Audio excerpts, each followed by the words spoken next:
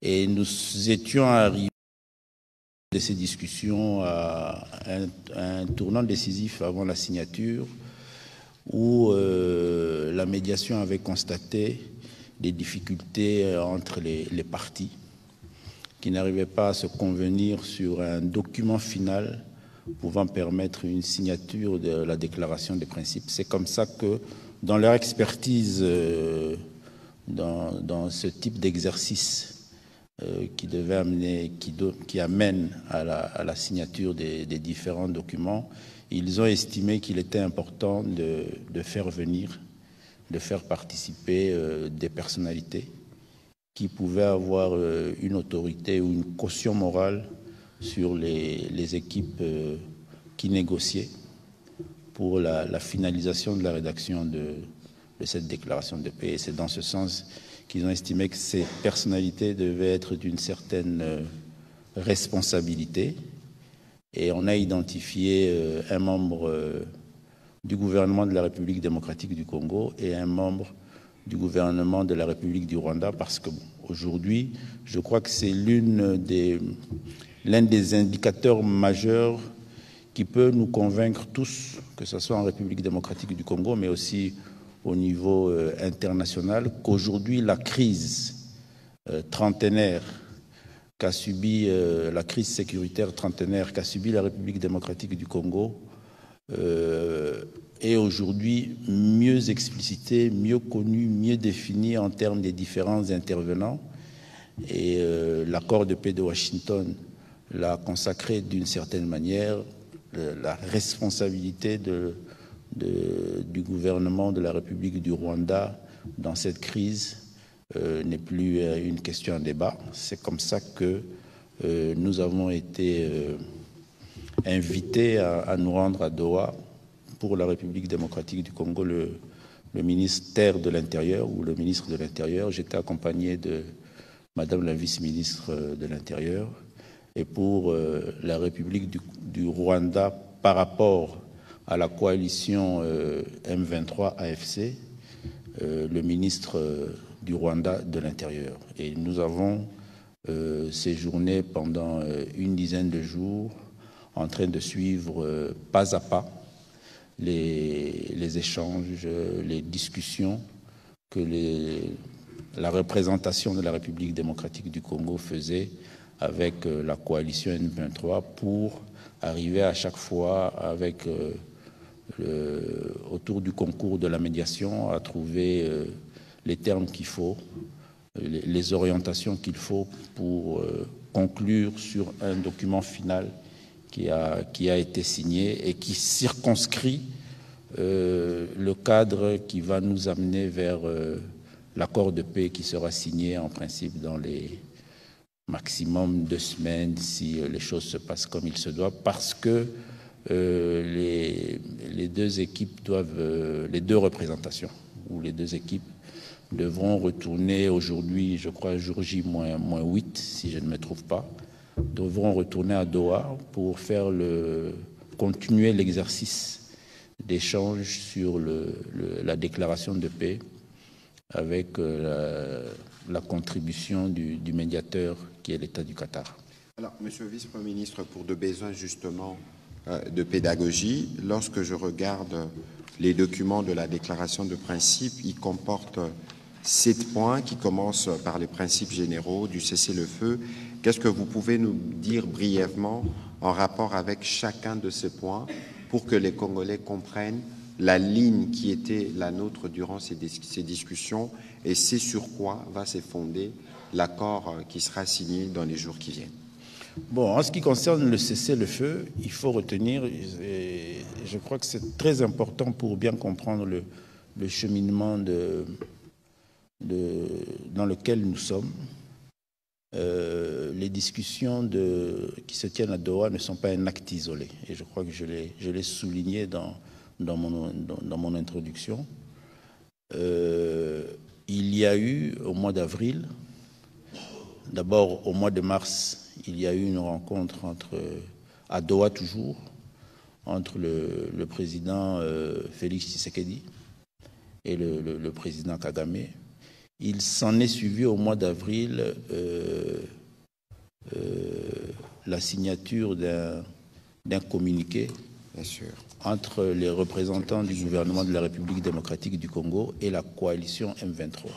Ce communiqué-là avait consacré la cessation des hostilités, qui n'est pas un exercice facile à mettre en place, mais qui, dans l'acte en soi, signé le 23 avril, était un acte extrêmement important d'expression des partis. Et depuis ce jour-là, avec le concours de la médiation, il y a un mécanisme qui est mis en place d'information et de vérification des faits. Et je crois que nous avons ici eu à plusieurs reprises à dénoncer le non-respect formel de cette déclaration de cessation des faits. C'est pour vous dire la fragilité de cette volonté qui avait été exprimée dans un document officiel. Et aujourd'hui, avec la déclaration des principes, la médiation a amené les partis à réaffirmer cette volonté pour se rassurer que cet engagement pris au mois d'avril est confirmé et reconfirmé et que les partis vont s'engager davantage à consacrer à ce qu'il y ait cessation des feux entre les différentes parties et que chacun va davantage contrôler ses positions, et cela pour l'intérêt des populations qui vivent dans ces territoires occupés. Et c'est pris dans le cadre d'un processus qui va nous amener dans les jours qui viennent, comme je l'ai dit, vers la signature d'un accord de paix qui, lui, sera constitué de plus de mesures, avec aussi des mesures d'accompagnement et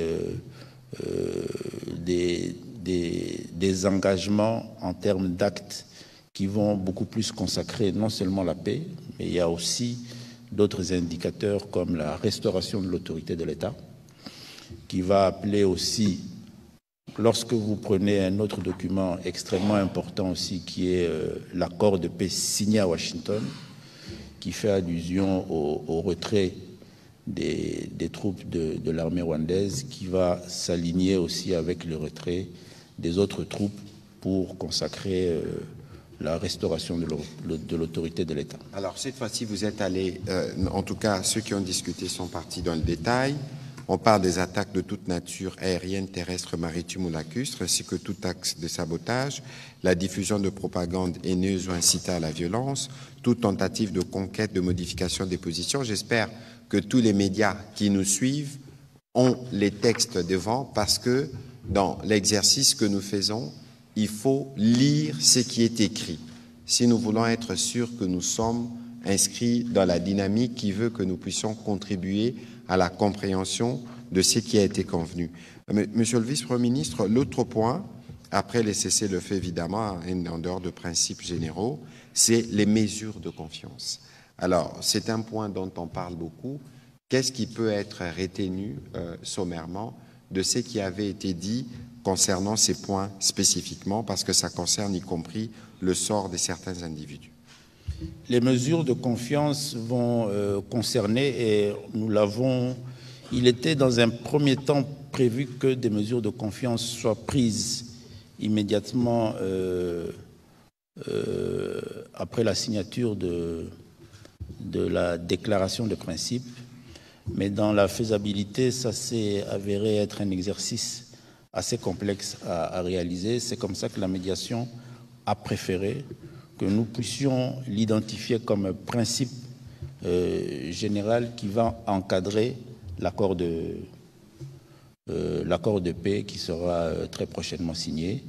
Et cela va consister à ce que, de part et d'autre, nous puissions poser des actes qui vont renforcer la confiance de la volonté des partis à mettre en application l'accord de paix.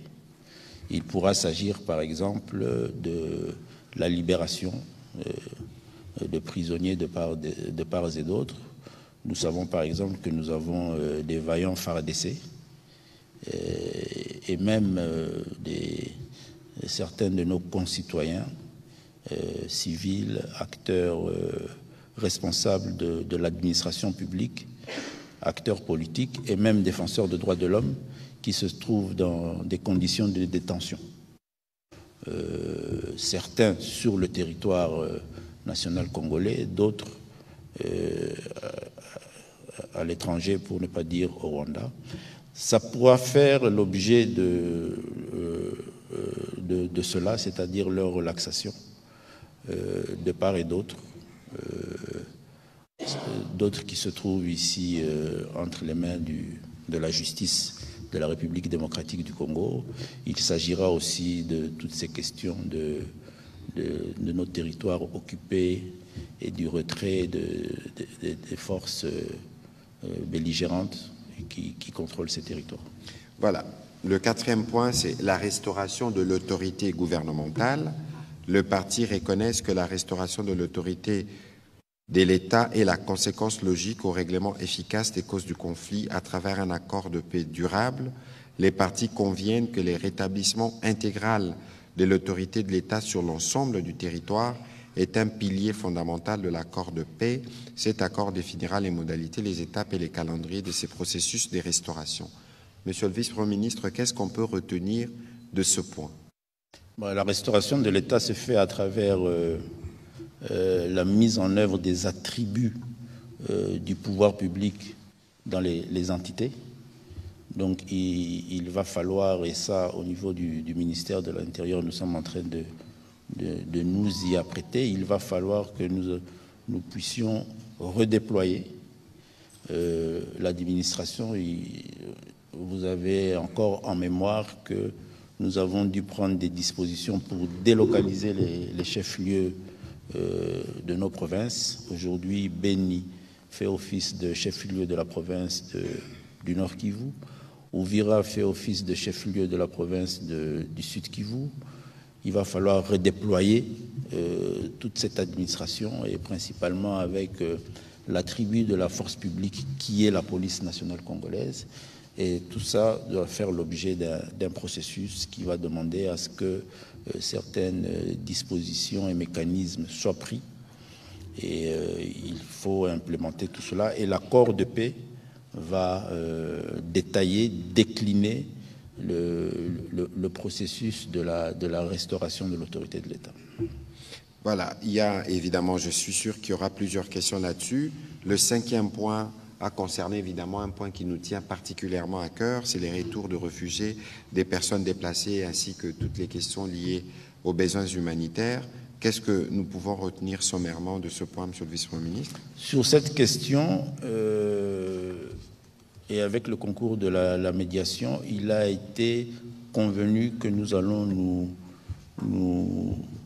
nous référer au droit international humanitaire. Et je crois que vous avez suivi que la problématique non seulement des déplacés, parce que lorsque la ville, par exemple, de Goma a été prise, nous avons tous constaté que le camp des déplacés qui regorgeait de millions ou des milliers de nos compatriotes ont été démantelés. Et ces populations se trouvent aujourd'hui dans des situations vraiment d'insécurité, mais aussi la problématique des réfugiés qui fait l'objet d'une tripartite pour ce qui concerne la frontière avec le Rwanda, RDC, HCR Rwanda, mais aussi avec les autres pays. Nous avons ce principe-là de tripartite. Donc, le principe qui est retenu, c'est le respect de cette réglementation internationale. Et nous allons nous référer principalement au concours du HCR pour gérer toutes ces questions-là. Et une fois que l'accord de paix consacrera d'abord cette accalmie et cette cessation de violence. Et ici, j'en profite de l'occasion pour vous informer ou informer vos téléspectateurs que cette semaine-ci, d'ailleurs, à Addis Abeba, il va se tenir une importante réunion de la tripartite HCR, RDC, Rwanda pour traiter et actualiser la problématique de la gestion des réfugiés qui se trouvent de part et d'autre de la frontière. Donc ça va nous permettre déjà de prévenir et de prendre des dispositions qui seront sûrement prises en compte par l'accord de paix qui sera bientôt signé à Doha. Les autres points, Monsieur le Vice-Premier ministre, c'est le rôle de la MONUSCO, des mécanismes régionaux, ainsi que les détails notamment sur l'accord de paix qui fixe que les parties s'engagent à mettre en œuvre les dispositions de la présente déclaration immédiatement après sa signature, au plus tard le 29 juillet. Qu'est-ce que vous pouvez dire en termes de l'esprit? Vous n'avez pas vous-même participé aux différentes aux discussions détaillées, vous aviez plutôt un rôle de supervision, mais quel est l'esprit qui caractérise les uns les autres après avoir signé cette déclaration de principe par rapport à la suite des événements? Ici, la chose la plus importante, c'est que il s'agit principalement de la protection des personnes civiles dans une zone post-conflit. J'estime que la question, le point le plus important, c'est que nous avons pu faire accepter par tout le monde la nécessité de voir la MONUSCO être pleinement impliquée dans la gestion de la protection des personnes civiles pendant cette période-là post-conflit. Nous avons l'avantage d'avoir des résolutions du Conseil de sécurité qui édictent suffisamment sur cette problématique-là. Et le fait que ce principe-là soit un principe accordé par tout le monde, il va être maintenant mis décliné et mis en exercice dans l'accord de paix. Je crois que c'est un avantage qui va nous permettre d'être rassurés que les populations civiles seront dans ces premiers temps-là mieux encadrées et mieux protégées par ce mécanisme-là des Nations Unies. Voilà. Merci beaucoup, Monsieur le Vice-Premier ministre, pour vos mots introductifs qui résumaient plus ou moins la déclaration du principe qui a été signée les samedis derniers.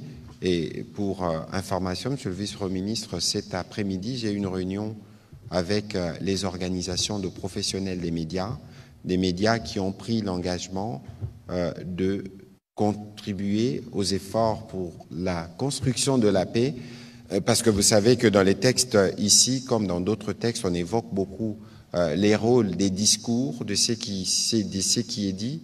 Il y a un temps pour tout. Nous sommes dans une période où nous marchons vers la paix, évidemment. Il y a des postures que nous devons adopter, des discours que nous devons adopter ou des discours qui ne devraient plus être tenus pour nous assurer que nous tous, nous contribuons à cet objectif général qui est celle du retour de la paix dans l'Est de la République démocratique du Congo, parce que, comme vous le savez, nous avons beaucoup d'urgences humanitaires. On va commencer la série des questions avec Madame Gino Rehema, et je vais demander à Monsieur Kanyunyu d'avancer.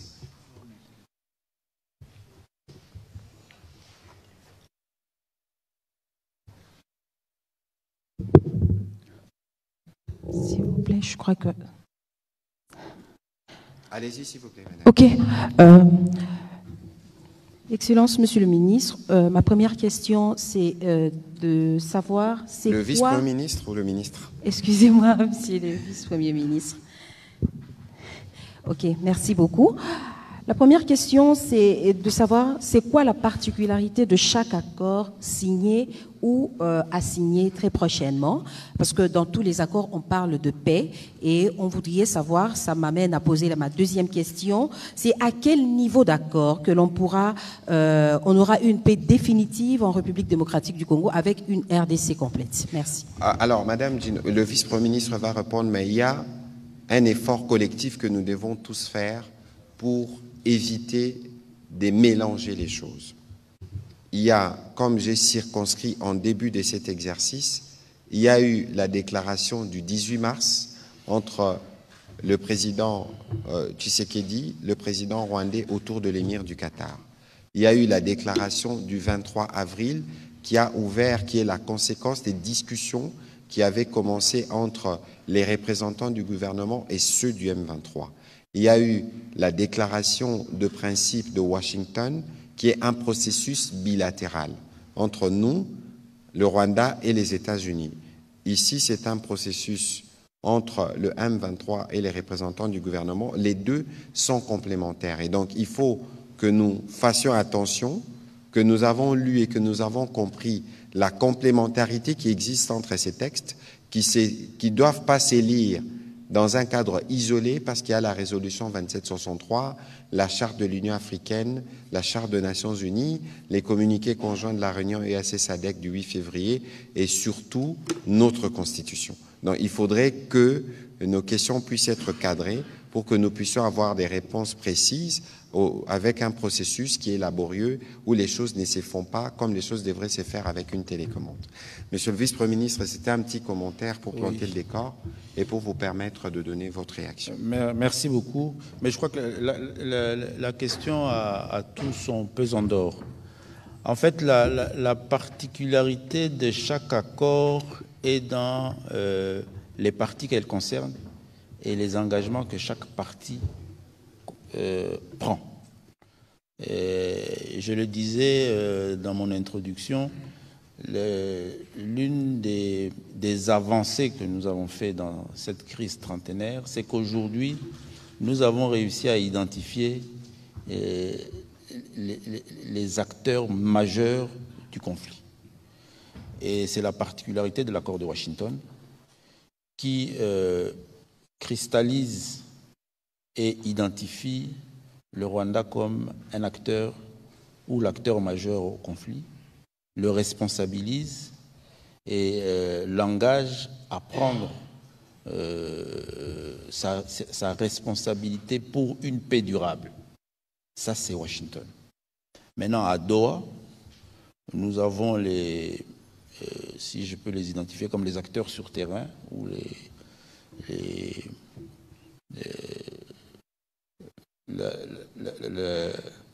l'identifiant congolais utilisé, qui va aussi prendre ses responsabilités.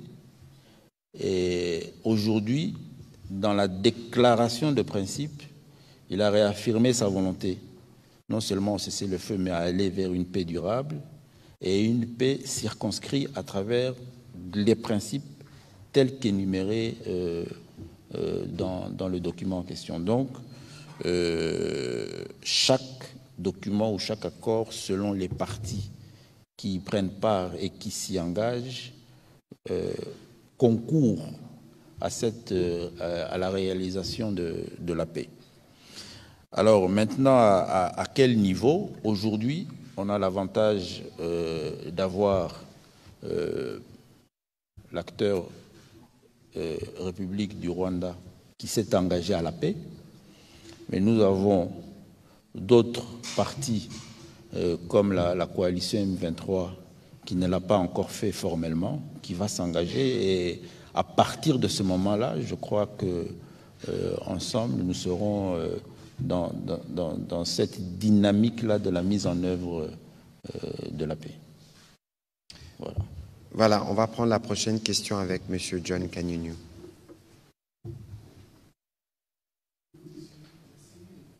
Le ministre Mouya pour la parole. J'ai deux petites questions pour le VPM, Chabani, et une question en dernier lieu pour vous, Monsieur le ministre Mouya. Monsieur le VPM, l'accord des principes de Doha fait l'objet de diverses interprétations aujourd'hui. Dans ce contexte, à qui pouvons-nous faire confiance afin d'éclairer la population congolaise?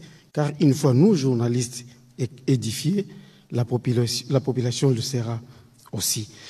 Deuxième préoccupation pour vous, Monsieur le vice-premier ministre Chabani, pendant que le regard de la population meurtrie de l'Est de notre pays est fixé sur l'accord des principes de Doha en attendant l'aboutissement de tous les processus de paix des deux côtés, FRDC, AFC M23, on assiste à un renforcement des troupes.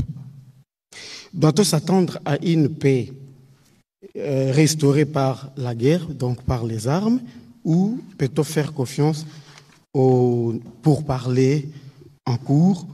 Et s'il y a une partie entre vous deux, donc le gouvernement congolais et la partie AFC M23, s'il y a une partie qui viole l'accord de principe, y a-t-il des sanctions prévues là-dessus. Pour le porte-parole du gouvernement, M. Patrick Mouyaya, la chaîne d'Al Jazeera, propriété de l'État qatari, se voit toujours interdire le déploiement de ses envoyés spéciaux en RDC. Compte tenu des négociations en cours à Doha, entre Kinshasa et la FC-M23, bien sûr sous la médiation du Qatar, cette restriction imposée à nos collègues d'Al Jazeera est-elle justifiée? Merci beaucoup. Monsieur le vice-premier ministre. Oui. Alors, en ce qui concerne la ligne de front, et vous êtes journaliste, vous devez avoir vos réseaux d'information et le constat que vous faites sur le renforcement de certaines positions militaires.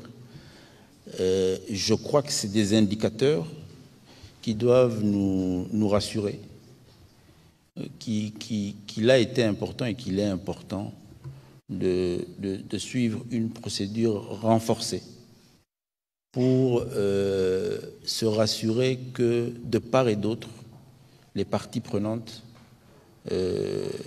rassurent les uns et les autres de leur conviction à s'engager dans un processus de paix. Et je crois que le mot est vraiment celui qu'il faut utiliser, processus de paix. C'est-à-dire que cette paix-là, ce n'est pas une paix qu'on déclare lundi et qu'on réalise mardi, c'est une paix qu'on construit. Et ça sera sûrement la grande facture que la République démocratique du Congo aura à payer, malheureusement après ce que nous sommes en train de vivre, qui est la volonté de certaines personnes, c'est-à-dire que la paix, on va la construire. On ne va pas la construire, même après la signature de l'accord de paix qui sera signé à Doha. Et il faudra que nous, Congolais, nous puissions nous engager dans ce processus-là. Et ça sera un processus qui va nous prendre un certain temps. Donc, lorsque vous arrivez à considérer cela, vous comprenez qu'il faut passer par ces exercices-là. Et c'est pour ça que la médiation, qui a une expertise mondialement reconnue, l'État du Qatar en règlement de conflit, a estimé qu'avant la signature de l'accord de paix, et c'est ça peut-être qu'il faut arriver à expliquer aux Congolais lambda et surtout à nos populations qui sont en train de subir l'occupation de ces forces, la médiation a estimé qu'on ne pouvait pas aller directement à l'état actuel des choses vers un accord de paix sans amener les parties à affirmer, réaffirmer et à accepter, à considérer la nécessité de cette paix et le fait que la paix, à l'état des choses actuelles, ne peut s'établir qu'à travers un processus et un processus dans lequel les parties s'engagent. Et c'est pour ça qu'on passe par une déclaration de principe et qu'on va arriver très bientôt à un accord de paix. Et l'analyse du terrain, comme vous le faites au niveau de la ligne des fronts, doit nous réconforter à accompagner ce processus-là. Et je crois que c'est aussi le travail du cinquième pouvoir que vous êtes, les médias, du quatrième pouvoir, les médias que vous êtes, à accompagner pour que ce processus-là soit compris de part et d'autre. Vous devez savoir que même ceux qui sont sur la ligne des fronts de part et d'autre vous suivent. Donc vous avez ce rôle-là majeur à jouer. Alors, violation de... Il n'y a pas clairement dans la déclaration des principes un mécanisme de violation, mais il faut savoir que nous sommes dans un processus couvert ou qui suit les principes du droit international. Donc, personne n'est ici un électron libre et c'est pour ça que nous passons par ce mécanisme de médiation et de facilitation. Et je crois que c'est l'occasion aussi pour moi de remercier tous ceux qui participent à concourir à ce que la paix soit retrouvée en République démocratique du Congo. Donc, il y a toujours un moyen ou un autre au niveau de ce système, de cette communauté internationale, de faire, même diplomatiquement, pression sur l'un ou l'autre pour que l'objectif recherché par tous, qui a fait l'objet aussi de résolutions du Conseil de sécurité, soit respecté. Et je crois que c'est ça qui fait que, tant bien que mal, c'est pas facile toutes ces discussions, tant bien que mal, nous sommes en train d'avancer et la paix, elle est là au bout du tunnel, nous allons y arriver. Voilà, avant que je ne réponde à la question spécifique que vous m'avez posée, vous aviez dit quelle interprétation devons-nous suivre? Il faut faire attention et c'est pour ça que nous insistons. Ce n'est pas nous qui devons venir de manière quotidienne auprès de vous et vous dire « lisez ceci, comprenez ceci ». Nous vous disons et nous faisons un effort à notre niveau pour mettre des textes à votre disposition pour que vous puissiez le lire, le relire. Et ces textes, il ne faut pas le lire dans un cadre isolé. Ce soir, je vous en ai parlé de 5. Je rappelle la déclaration de Doha du 18 mars entre le président Kagame, l'émir du Qatar et le président Tshisekedi, le communiqué représentant du gouvernement AFCM 23 du 23 avril, la déclaration de principe de Washington du 25 avril, l'accord de Washington du 27 juin, la déclaration de principe du 19 juillet. En principe, on attend l'accord de Doha, consécutif à cette déclaration dont on parle ce soir, et l'accord d'un cadre d'intégration économique régionale prévu par cet accord entre le gouvernement de la RDC et les gouvernements du Rwanda sous des auspices du gouvernement américain. Et lorsque vous avez tous ces textes avec vous, il faut avoir la Constitution, il faut avoir la résolution 2773, il faut avoir la charte de l'Union africaine, la charte des Nations unies et d'autres instruments pertinents. C'est ce qui va vous permettre d'avoir une compréhension générale. N'oubliez pas, les VPM l'a dit tout à l'heure, que c'est une crise qui dure depuis 30 ans et que nous sommes dans une phase d'atterrissage pour arriver à une paix que le président de la République veut durable et définitive. Donc c'est un processus de construction qui requiert que vous, les médias, puissiez aider. Heureusement que ce soir ou aujourd'hui, on a rencontré les organisations professionnelles qui vont s'engager avec nous à faire ces chemins. Donc c'est-à-dire que nous aurons régulièrement des occasions d'échange pour que, à partir de vous, les peuples congolais puissent être édifiés. Sur votre question spécifique concernant Al Jazeera, d'abord, il ne faut pas lier les deux. Ici, c'est des mesures administratives que nous avons prises contre un manquement avéré. Je rappelle que Al Jazeera avait utilisé une chercheuse notoirement reconnue pro-rwandaise pour faire une interview sur les territoires congolais sans accréditation, sans autorisation, alors qu'elle dispose en République démocratique du Congo d'une équipe de journalistes accrédités. Nous avons fait notre part, le CESAC a fait sa part, il existe des mécanismes qui permettent de traiter ce genre de cas. Il faut bien, si nous sommes saisis, nous pourrons l'analyser pour voir dans quelle mesure la sanction pourra être enlevée. Mais ici, c'est un rappel justement de la responsabilité de tous les médias sur le fait que dans la couverture d'une crise comme celle-ci, vous devez toujours vous rassurer que vous restez dans les lignes tracées par la profession et n'est pas tombé dans la propagande, ce qui était le cas de la chercheuse qui a été utilisée. On va prendre la prochaine question de M. Patrick Ilunga et Serge Seka se prépare.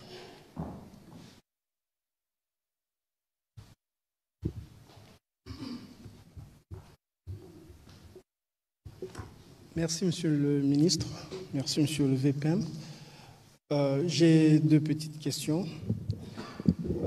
La première, c'est que dans la déclaration de principe, il y est fait mention de l'intégration conditionnelle des combattants ou bien des rebelles. Ma question... Vous avez dit déclaration de principe? Oui, déclaration. Ou accord de Washington? Il y a d'abord déclaration de principe et l'accord de Washington. Si j'ai bien lu, Les deux parlent de l'intégration conditionnelle des rebelles. Alors, c'est vrai que du côté gouvernement, tout de suite, vous avez dit que ça ne sera pas fait de manière massive, ce sera au cas par cas. Alors, ma question, c'est comment allez-vous faire pour distinguer justement les hommes de troupe, un par un, celui qui a commis un crime de sang de celui qui ne l'a pas fait? Ça, c'est la première question. La deuxième question, c'est que depuis toujours, le M23 a toujours dit que leur combat s'est basé sur les causes profondes. Selon eux, c'est une communauté congolaise qui serait discriminée. C'est vrai que du côté gouvernement, beaucoup d'analystes et beaucoup de gouvernants, bon, on va dire du côté gouvernement, on a toujours dit que c'est un prétexte. Si j'ai bien lu, encore une fois, la déclaration de principe et l'accord de Washington, on ne parle pas vraiment de cette question. Est-ce que cette question a fait l'objet de négociations aussi? Monsieur le vice-premier ministre. Oui, bon, intégration au cas par cas, votre inquiétude est de savoir comment nous allons distinguer en termes de responsabilité individuelle. Mais je crois que toute la réponse est là. C'est parce qu'il y a cette inquiétude-là, il y a cette nécessité-là aussi de savoir qui intègre ce corps-là, que ce soit l'armée, souvent ils sollicitent l'armée ou la police, qui intègre, quel est son fichier, de quoi est constitué son dossier et quel est son passé. C'est pour ça qu'il a été fait question, ou il a été mentionné que la personne sera prise individuellement et son dossier sera analysé personnellement sur son parcours pour arriver à lever l'option qu'il intègre l'armée, la police ou les services. C'est pour se rassurer qu'on ne tombe pas sur une personnalité qui ait commis des actes graves qui entament la responsabilité pénale et qui va entamer aussi l'honneur et le fonctionnement du corps dans lequel il devra ou il voudrait intégrer. Donc je crois que de ce côté-là, l'option levée est la meilleure pour nous rassurer tous que des criminels ne vont pas être intégrés dans notre système de défense et de sécurité. Alors, les causes profondes, je crois qu'ici, il faut qu'on arrive à se réaliser, et on le dit, mais il faut bien le dire et bien le comprendre, bien le réaliser. On parle d'un conflit qui a fait plus de 30 ans et qui se répète et qui revient à chaque fois. Effectivement, nous sommes en train de nous engager dans un processus de paix qui va être consacré, sacralisé par l'accord. Il y a déjà un premier accord au niveau international, il y aura un deuxième accord à Doha, et qui va nécessiter à une analyse des causes profondes. Et les causes profondes, vous devez vous aussi en avoir. Le peuple congolais a des causes profondes à identifier qui font à ce qu'il puisse subir cette situation d'insécurité répétitive. Donc, c'est vrai que le prétexte a déjà été analysé plus d'une reprise. Je crois que la question des groupes ethniques en République démocratique du Congo, elle est connue. Il n'y a aucun groupe majoritaire. Et nous sommes tous issus de groupes minorités. On vit ensemble sans exclusion aucune. Donc ce sont des faux prétextes. Mais pour mettre fin à ce cycle d'insécurité qui se répète, Nous analyserons ensemble toutes ces causes-là, et nous sommes déjà en train de les analyser. Le fait d'avoir réussi à aujourd'hui identifier l'un des acteurs majeurs, le Rwanda, qui est une des causes profondes de l'insécurité en République démocratique du Congo, c'est des avancées. Maintenant, il ne suffit pas d'identifier les causes profondes, il faut mettre fin à ces causes profondes. Et le Rwanda vient de signer un accord de paix avec la République démocratique du Congo, que nous sommes en train tous d'évaluer l'engagement. Et cela va nous permettre à cristalliser, à faire en sorte que la paix soit une réalité et que nos populations puissent bénéficier de cette quiétude. Voilà, je voudrais me permettre, parce que vous aviez parlé de l'intégration, de vous relire le chapitre 2.3 de l'accord entre la RDC et le Rwanda, qui parle de l'intégration. Toute réintégration éventuelle des combattants dans les forces armées de la République démocratique du Congo et la police nationale congolaise s'effectue de manière rigoureuse, individualisée et conditionnelle au cas par cas, sur la base des critères clairs y comprenant l'aptitude physique et morale, en particulier le respect et l'absence des violations graves du droit international humanitaire et enfin la loyauté envers l'État et ses institutions.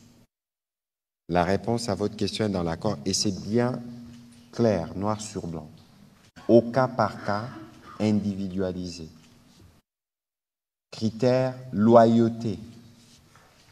On n'a peut-être pas parlé clairement de justice, mais ça c'est déjà le mécanisme de redevabilité qui s'impose là. C'est plus de brassage, plus de mixage.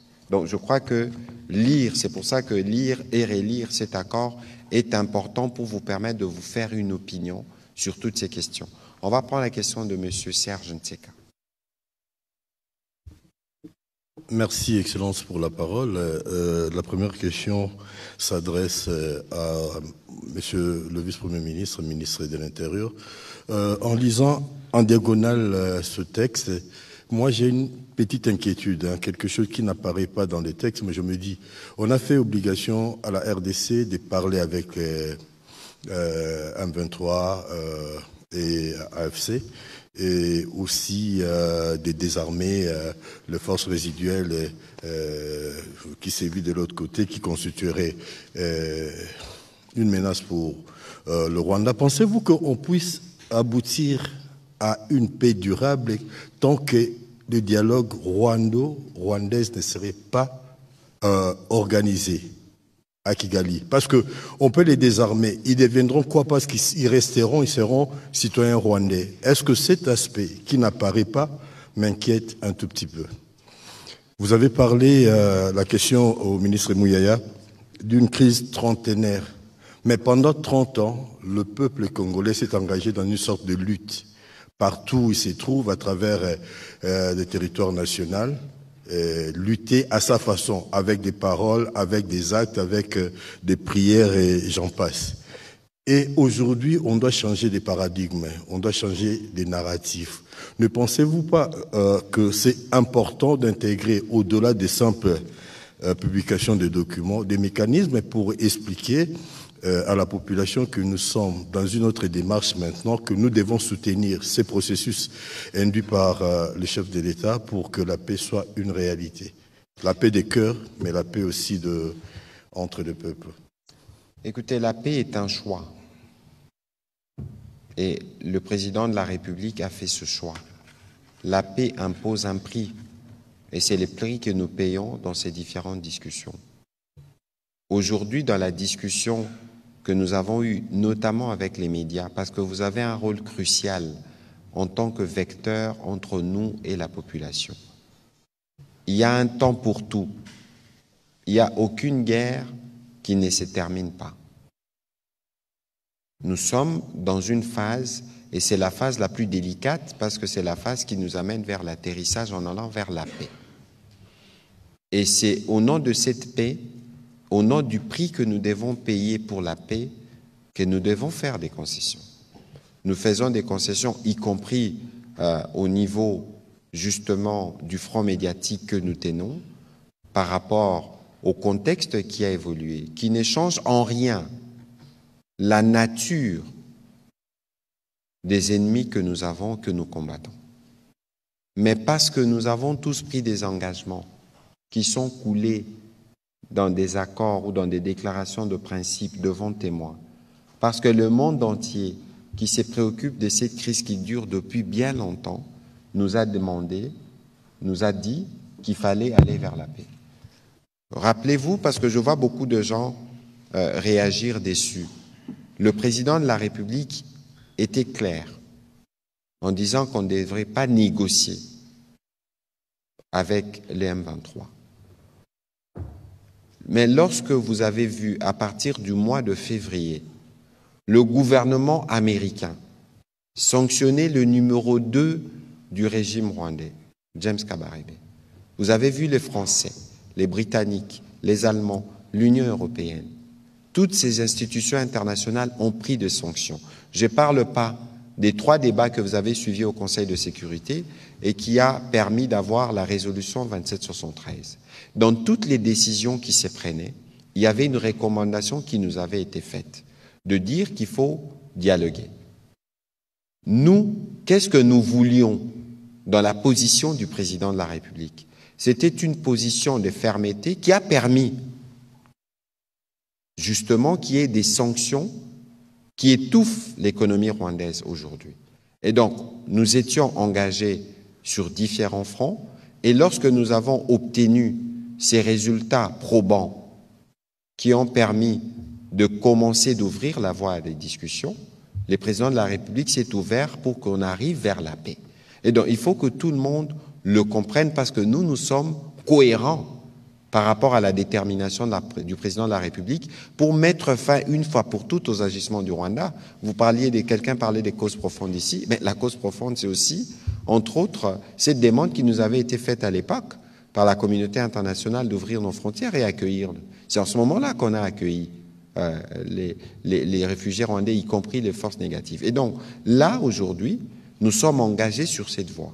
Et il faudrait que tout le monde, grâce à vous, les médias, que vous puissiez comprendre qu'il faut préparer la population à avoir la paix. Donc ça, c'est un élément important que vous lisiez, si vous relisez la feuille de route de Luanda, l'un des objectifs, comme dans l'accord de Washington, c'est que les 2 pays reprennent les relations diplomatiques normales, parce que quoi qu'il en soit, les 2 pays sont appelés à coexister. Voilà la géographie, ce qu'elle nous a imposé, et donc nous faisons notre part. VPM, pour votre question. Oui, effectivement, et je vais rebondir sur votre réponse. Donc, vous avez totalement raison de penser que le dialogue, nous devons faire en sorte ou encourager le Rwanda aussi à s'ouvrir vers une voie d'un dialogue interne. Et il y a un lien entre toutes ces questions-là. Et je crois que les documents et les accords, les engagements que nous sommes en train de prendre de part et d'autre va nécessairement nous amener, ou les amener, eux, à cela.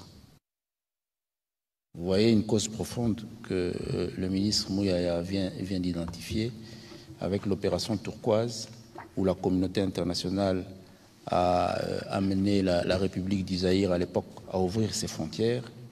C'était le début de nos malheurs, sous la forme actuelle des choses. Leur retour, qui fait l'objet des engagements pris dans les documents actuels, va nécessiter un certain accompagnement pour que ce soit un retour définitif. Nous avons parlé de ces forces résiduelles qui se trouvent sur notre territoire. Nous parlons dans les engagements que nous sommes en train de prendre ici des réfugiés qui se trouvent de part et d'autre. Je vous ai annoncé une réunion tripartite qui va se tenir à Addis Abeba, qui commence demain d'ailleurs, de 3 jours. Tout ça va amener à ce que des dispositions soient prises et que ce mécanisme sous-régional, régional et international encourage l'État du Rwanda à prendre des dispositions en interne pour créer un cadre qui va permettre à ce que ces populations ou ces groupes de nationalité rwandaise qui rentrent dans leur pays puissent s'y établir et ne plus revenir créer l'insécurité en République démocratique du Congo. Donc, vous avez totalement raison. Alors, un petit complément dans les documents que vous avez en main. On parle effectivement des FDLR et de la mission pour le Rwanda. À ces sujets, il est écrit que le Rwanda doit assurer la réintégration sociale des ex-combattants FDLR démobilisés et rapatriés au Rwanda. Ça fait partie des annexes, c'est les documents du CONOPS. Alors, on va prendre la série des questions qui restent. Et puis, Monsieur le Vice-Premier ministre, nous terminerons évidemment sur une question à Lingala. On va prendre Pichou Moulumba, Patrick Lakwe et Amédée Moirabou et Marlon Kachamou. Une question, s'il vous plaît, parce que nous devons aller vers la conclusion. Merci, Monsieur le ministre, pour la parole. J'ai deux petites questions au Vice-Premier ministre. Deux brèves questions. Dans la dynamique pédagogique suivant la philosophie même de ces spécial briefings, il est évident que la quête de la paix implique des concessions. Rassurez-vous l'opinion que malgré les enjeux et les défis, toutes les lignes rouges tracées par Kinshasa ont été scrupuleusement respectées dans les cadres de cette déclaration des principes signée à Doha, notamment qu'aucune perte en termes de souveraineté et d'intégrité territoriale n'a été consacrée. Et puis je reste sur le quatrième point, celui de la restauration de l'autorité de l'État. Au-delà du redéploiement de l'administration dans les zones actuellement sous occupation, quelle est la compréhension la plus précise et la plus réaliste de la notion de la restauration de l'autorité de l'État? Merci. Vous pouvez y aller, Monsieur le Vice-Premier ministre? Si tout le monde est bref. Oui, donc, oui. En ce qui concerne les lignes rouges, je peux vous rassurer que l'accord de principe en a tenu compte en ce qui concerne la partie République démocratique du Congo, parce que vous retrouverez dans ce document la problématique de l'intégrité du territoire, clairement identifiée, les questions de souveraineté, clairement identifiées. La Constitution fait partie, et la Constitution de la République démocratique du Congo fait partie des textes de base qui vont être utilisés pour la rédaction de l'accord de paix. Et la nécessité de la restauration de l'État, que j'ai explicité ici et qui est très claire. Et moi, j'estime que nul n'est important de nous étaler dans des polémiques sur des principes étatiques, républicains, suffisamment clairs comme celui de la restauration de l'autorité de l'État. Nous avons ici à plusieurs reprises dénoncé la mise en place d'une administration parallèle qui prête à confusion et qui consacre la déstabilisation de tout notre système de gestion publique et administrative. Et cela va être réparé par la restauration de l'autorité de l'État et l'accord de paix qui va bientôt être rédigé. Et ici, je dois souligner aussi que je n'ai pas eu l'occasion de le dire, à partir de la reprise des discussions, nous nous sommes convenus un maximum de 10 jours. On a dit de 7 à 10 jours de discussion pour arriver à la signature de l'accord de paix. C'est ce qui est convenu. Donc, je crois que c'est suffisamment clair, c'est positif et c'est constructif et c'est à l'avantage de tous ceux qui aiment le Congo et qui espèrent que cette paix-là que nos populations recherchent sera très prochainement retrouvée. Voilà. Merci, Monsieur le Vice-Premier ministre. Monsieur Patrick Lacoué. Merci beaucoup, Monsieur le ministre. Monsieur le Vice-Ministre, Premier ministre, ministre de l'Intérieur, vous êtes parmi ceux qui bénéficient de ce rapprochement dans les négociations, dans les pourparlers. Beaucoup de Congolais vont interpréter les choses, mais le doute qui ressort de l'opinion congolaise, c'est que l'engagement du Rwanda, l'engagement de ses supplétifs. Pouvez-vous nous dire, puisque vous venez récemment de participer à ces pourparlers, quel est votre ressenti de cet engagement de la partie rwandaise et ses supplétifs? Avez-vous ressenti personnellement dans vos échanges que la partie rwandaise est engagée dans ce processus de paix pour de vrai? Merci. Bon, je vous dirais sincèrement que je suis confiant et je suis pleinement convaincu que nous sommes proches de la paix. Mais j'arrive aussi à considérer que ce n'est pas un exercice aisé à faire de part et d'autre, pour nous tous. Et que cette paix-là s'avère être aujourd'hui un grand chantier que dont nous avons la responsabilité de construire et de bâtir. Parce que c'est vrai qu'il s'est passé d'énormes choses, pas aisées aussi à réaliser. Donc, ce qui est devant nous est effectivement quelque chose d'énorme à construire. Mais en ce qui concerne le Rwanda, moi je crois que au-delà de toutes ces difficultés traversées que nos populations connaissent, le fait qu'en Conseil des ministres, le gouvernement rwandais a ratifié l'accord de paix de Washington, c'est un acte significatif. Quoi que nous puissions avoir comme ressenti par rapport à ce gouvernement, mais dans un processus de paix, se réunir en Conseil des ministres et ratifier un accord comme celui-ci, il faut considérer que c'est un engagement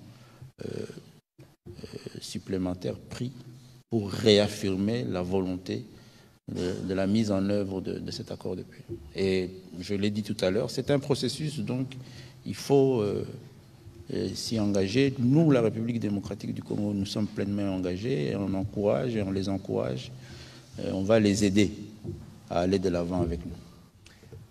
Voilà, Monsieur Amédée Moirabou, je vais demander à Jimmy Mukendi et à Peggy Ntsassa d'avancer pour les questions en lingala pour terminer cet exercice.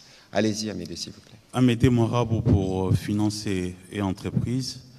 Monsieur le vice-premier ministre en charge de l'Intérieur, vous conviendrez avec moi que la paix sans le pain serait une paix factice. La partie Est, le Nord et le Sud Kivu et même la Grande Orientale sont des zones dévastées, meurtries, où des familles ont tout perdu. Vous savez que dans cette partie-là, il y a des éleveurs qui ont vu leurs vaches tuées, qui n'ont plus de capital. Alors, ma question, c'est de savoir, est-ce que cette fois-ci, le gouvernement pourrait faire ce qu'il n'a pas fait depuis tous ces 30 ans? C'est-à-dire mettre les conditions, créer les conditions d'une paix durable. Impliquerait, par exemple, qu'il y ait une sorte de plan Marshall pour cette région, pour permettre à que ces jeunes qui ont eu cette culture de la violence depuis 3 décennies puissent ne plus avoir une telle culture et de manière à rendre la violence inutile, non rentable et même impraticable pour tous ceux qui en profitaient depuis toutes ces 3 décennies. Est-ce que la question claire est que est-ce que le gouvernement a un plan pour créer les conditions d'une paix durable dans cette partie de la République?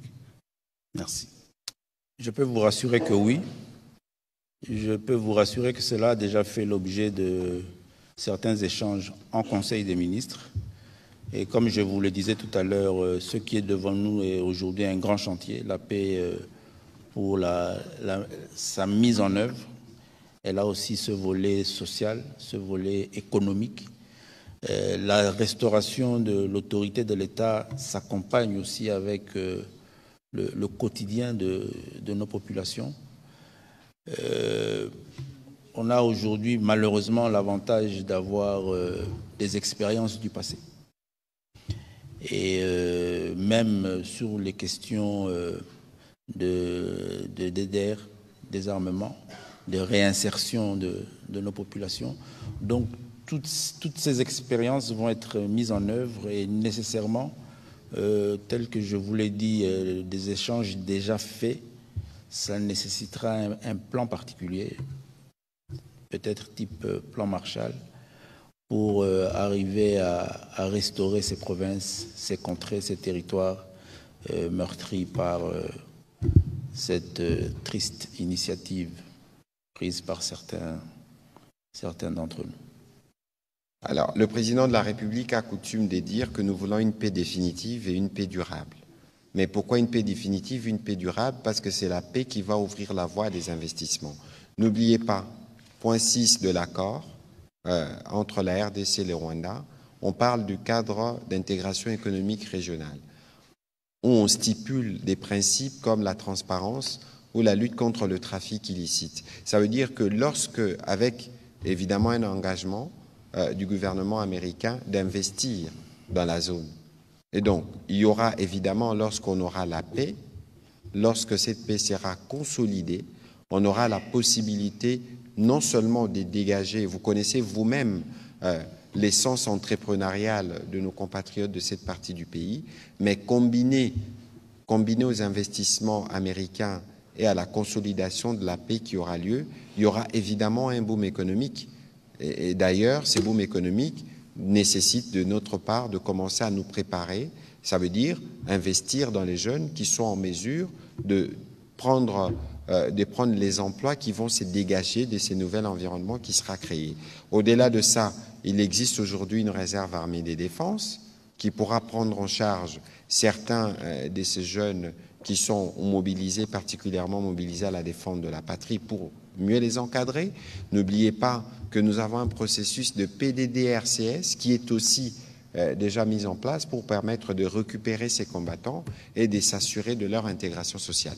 Et donc, mais toutes ces choses se font au niveau du gouvernement avec un plan global, et que les opportunités qui vont se dégager grâce à la paix pourront davantage nous permettre d'investir dans cette partie du pays. Alors, on prend les prochaines questions en même temps, comme ça le vice-premier ministre répondra en une vague. Allez-y, Monsieur Jimmy Mukendi, pour vos questions. Merci, Excellence Mouyaya. Motula nanga liboso ezali na Excellence vice-premier ministre, ministre de l'Intérieur. Préoccupation ya population bazali kolanda biso par rapport ya makambo za koleka na Doha eza que eza accord à liboso te, eza papier à liboso te ba signé. Na moni Excellence Mouyaya za kolakisa biso ba point ya ba accord.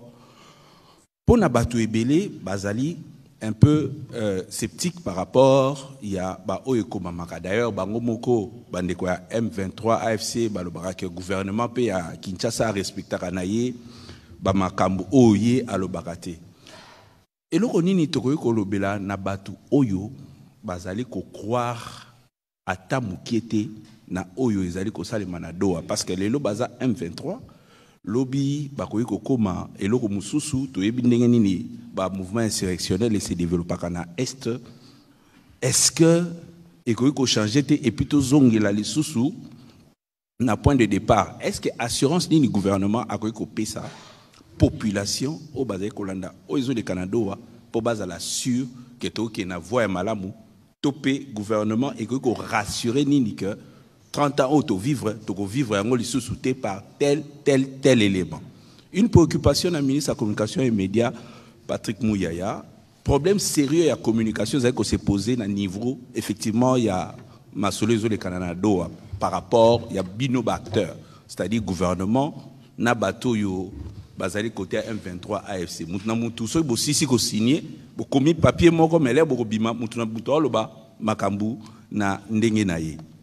Nini oyo batu oyo baza ko croire que PO bozoloba depuis kala et koyate kaka na accord ya binona M23, c'est-à-dire il faut ko bakisa ba entité mususu classe politique ya mboka na biso to mona Joseph Kabila azali ko consulter to ebité soki pe suki wapi na batu mususu o ba libanda na kati bazali ko estimer que bo commissaire lo kwango ndiye ya bino moko.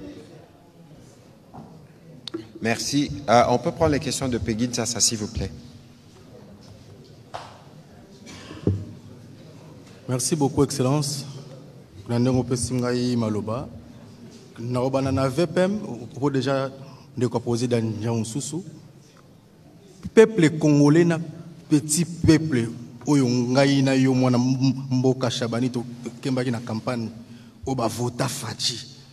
Na makambu ya doa oyo bazomona ka doa ba français le qui est belé mais tango ba élection peuple on ne votaka nini okoyebisa bango lelo na makambu ya paix na makambu ya kimia surtout na o etali makambu ya kombo ya pamba ya M23 na batu babomi na batu batangisi makila otozoka na bango lisusu to ndenge nini.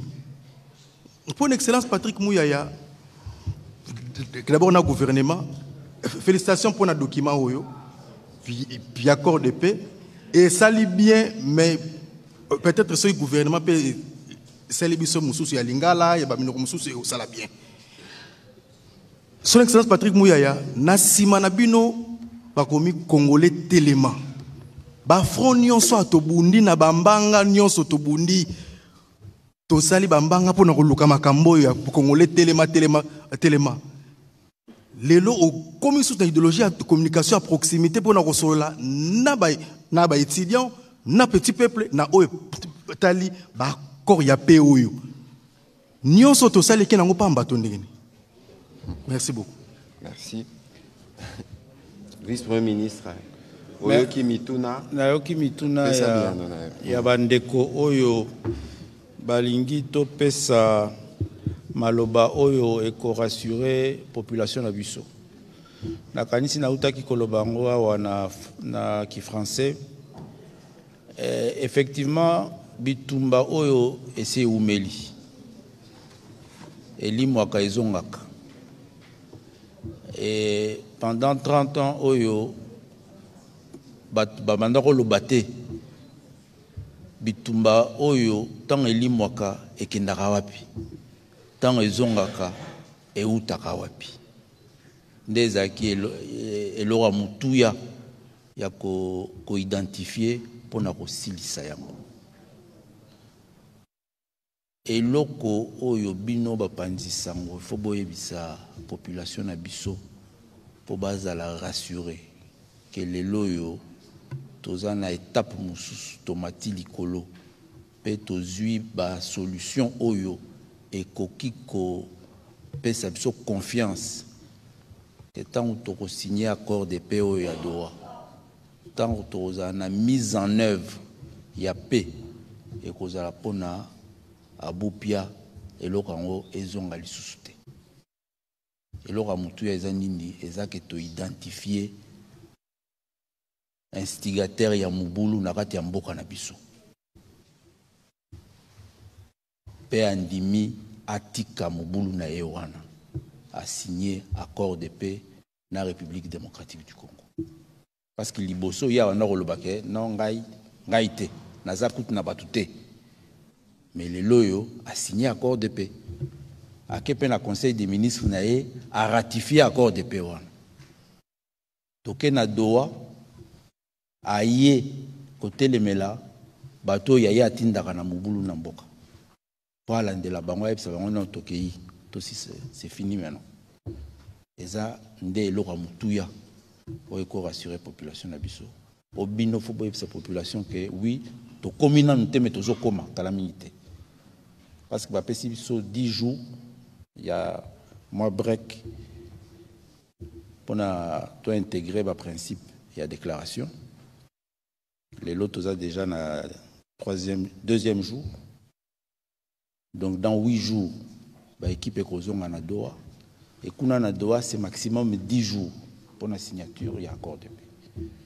Donc, tous à la incrédulité. Les amboka na biso, pepe yango bisonde, toko salake, et à la réalité. Tous à la foi, bondimi, la détermination. C'est très important pour accompagner tout ce processus-là. Il faut que nous biso moko ba congolais. Le roi Tobi que kimia il faut na mboka na biso kimia ekozala. Pour sa volonté na biso ezamboka oyo nzambe apesi biso. Alors, pour la coalition M23, nakanisi botanga ki ba document oyo ici et zwa ba signature pe ba résolution. Il y a conseil de sécurité, puis il y a acte moussoussou, il y a organisation régionale, puis sous-régionale. Des sengaki biso na Congo, toko ko solo la entre biso. Toko ko organiser pe cadre oyo to vansa bana ya Congo, toyo kabango, tolo bela pe bango. Des mécanismes ya komema kimia nakati ya mboka tokosala yango et ça n'a problème et ça va nous amener là où volonté ya population na biso pe ekolinga eme mabiso ya mutu yande kimia ezala na mboka intégrité territoriale ezala respecter et protéger souveraineté ya mboka na biso Congo ezala na maboko na biso ba congolais, c'est ça le plus important. Merci. Voilà. Ezala na maboko il y a gouvernement, puis il y a président élu démocratiquement. Voilà. Précision importante. Bon, Ndeko Pegin Sasa. Congolais fatigue à la hotelema. Obi, Nakin Balobara, Toyo Kana Solo. C'est aussi Soyo Kana Solo. Après tout ça, Ranin. Merci. Sikoyo, Binomoro Botala. Depuis 30 ans, ezalake keye zongi. Conflit, guerre et keye zongi.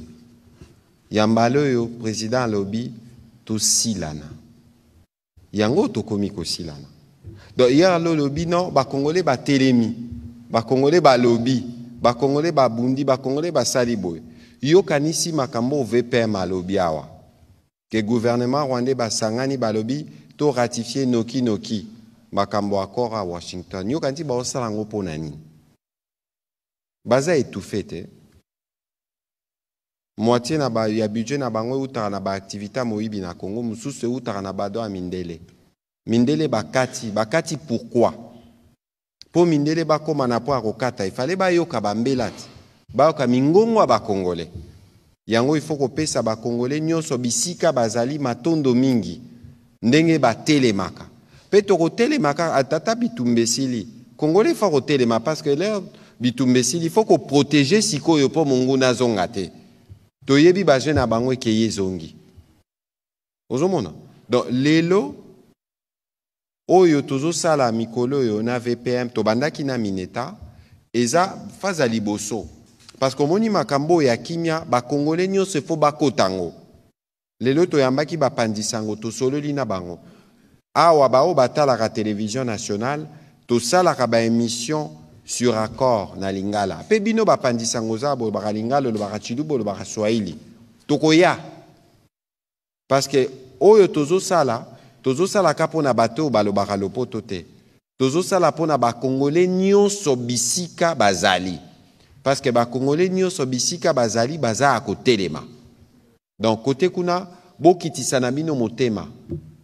Bo kitisa bino motema tozalaki na moma abitumba siko komi moma akochana se et komi moma akotonga kimia. C'est normal que batumsusu bazala na méchant poto komi okende na kimia parce que ba considéra ka guerre oyo ezaneti kop na bango ozomona mais ya tour oyo to komi ko kende po esila kasi l'air esili kimia wana l'air ekozonga tozongeli sikoyo ko investir développement parce que biso RDC faut répondre mission na biso na Afrique d'être le pays locomotive. Muto ko sabinote bitumbo nyonso tozozwa mikolo nyonso eleki bambulo nyonso eleki eza po bato babangaka les réveils du géant. Si qu'on a président Félix Antoine Tshisekedi ba congolais ba ponaki VPM a rappelango parce que za motu ya mingi na kokota na dossier à Jimmy Mukendi tout à l'heure et la kisike ba congolais ba pesa qui est confiance po tonga Congo asilisa bitumba malgré bitumbo toza nango se botali pe bisika musubozo mona ke tozo tonga gratuité zokola ba prise ba soins de santé a ofele tozo sala et la kisike président zotelema po Congo petelema bon ndeko Jimmy Mukendi omoni biso moko peto yebelo rotolingi ngaso ina komi otala bisika to bandaki na place to komi lelo na makambo afro médiatique to bundi kitoko kasi mingi contexte démocratique ya biso parfois to salelango malamu te biso moko parce que biso moko nde to memaka pe parfois ba discours ya ennemi memi confusion pa na biso l'air biso tozo a robisa bino biso toza transparent. Mineta yakia, on a fait presque 2 heures. Le VPM ailleurs, botala air tozali. Mais tozo limbola. Na rozala na camp mercredi, toro tambola pe, toro kota ba wenze, toro kota partout pour to limbola. Pour batuba comprendre. Mais kasi bino ba journaliste, musala na bino zanini. Bino pe il faut bo sala o ya bino mission pour na kotonga kimia. Il faut pas certains d'entre vous bas à la vue neti ba vecteur ya polémique. Bino bokanti na Rwanda kuna eza na bateau ba lekisaka o biso tolobaka. Mais biso a présent na bangwa lobby. Ministre na bangwa réseaux sociaux lobby. Bino moko pressé bozui. Parfois discernement te botalité. Est-ce que bosungi mboka? Te. Ozomona. Donc na nzela otozo kende na kimia mutu na mutu azala na responsabilité na ye. Biso toza na besoin de rokotara lisu ba polémique parce que il y a des textes. Il y a motuya o biso to ko sala sikoyo eza ko faire respecter oyo to yokani pona rosi sabitumba. VPM alobianga wa eza processus eza katende to signer lundi lobby kimi ezongi parce que na rappelé eza na bateau yo baza na besoin kopo esilate po ba mesana na royiba na sima kopo ya rosima roboma ba congolais. Kasi ya tour yo président de la République a lobby il faut vider. Otuni ba question bon obi ke biso to kotara na ba polémique ba kombote. Kasi il faut ko yebelo moko nanu. Origine ya bitumbao eza parce que un pays voisin qu'on a démasqué aujourd'hui a créé kandenge ba mesana groupe certains Congolais ba koti na kati pour basa la complot contre Mboka. C'est inacceptable que Congolais okota na kopo wana ba na rotanga ba komba batumsute bobi ba responsabilité na bangwa kalana o bazo sala lelo ezalaka te. Mais kasi président de la République ye aza attaché na kimia. Bozo mona tozo gérer ba Rwandais, tozo gérer banana bangwa M23 et puis en interne bomona ki président yambaki honorable Martin Fayulu, ayambaki pe honorable Adolphe Muzito, ayambaki pe Basango. Ayamba qui peut ba confession religieuse. Parce que Batouba lobby photo solo la po kimezonga. Les loba équipe ya président bazo sala pena basango. Les moments venus ba repé sapé président rapport en tant que garant.